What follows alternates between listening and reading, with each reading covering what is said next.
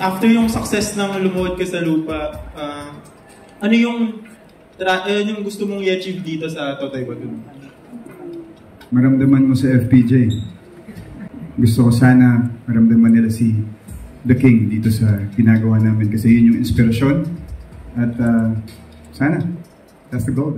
Coming from the iconic role of Norman sa Lumuhod Ka sa Lupa na over a year, may pressure po ba for this Totoy Bato? And how did you prepare mentally and physically for this role? Sabi ng nanay ko, pressure make diamonds. So, pressure is must. Preparation for the role, kasama ko si Tito Noni Buencamino, the master. So, yeah. Bato ay isang character na binigay buhay ni FPJ. Pero sa generation ngayon na di nakakakilala sa original movie, sa palagay mo ba, itong reimagined version will resonate sa mga viewers ngayon? Yun po sana ang target. Yun po sana ang hangarin namin. At sana. Pero version namin to. That's one thing clear. It's Albert Langitan directed and Kiko Estrada starred version of Totoy Bato. Pero we always respect where we came from. I respect where I came from. Yung kontrabida po to, yung kontrabida po sa project na to nung una, siya po hinagpalaki sa akin. So this is a direct love letter to him. And actually, hindi sa lolo ko eh. To be honest, para siya sa lolo ko. Sa asawa ni Lolo Paquito na laging nanonood ng mga serye ko.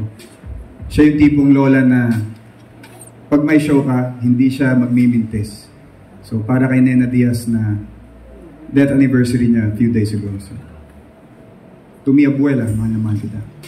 Panood mo na ba ang original Totoy Bato? Anong reaction mo na this time, parang ikaw yung napili na mag-portray ng Totoy Bato sa 2020? Napanood ko siya pero bad quality. Siguro mga 360 dun sa YouTube. Pero good story. It's well written. So I'm excited for everyone to see my version of it. Yung version ng Albert Langitan at Kiko Estrada. At I'm excited. You've learned a lot from Lumuhod Ka sa Lupa, but eto, doing this. Etong napaka-great project Totoy Bato. Ang natutunan ko ngayon, well, feeling ko it's more of a realization. Kasi feeling ko pag nandito yung lola ko, sasabihin niya sa akin, ito na yun, boy. Galingan mo na. Ganun na kasi. Panahon na lumangoy kasama yung mga pinakamagaling na pating.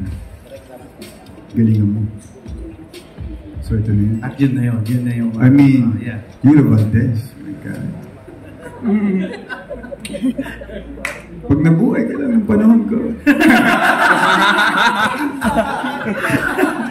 All jokes aside. Yes. I'm sure that's going to be a headline. Oo. Yeah, magagamit nyo agad yan from Kiko Estrada.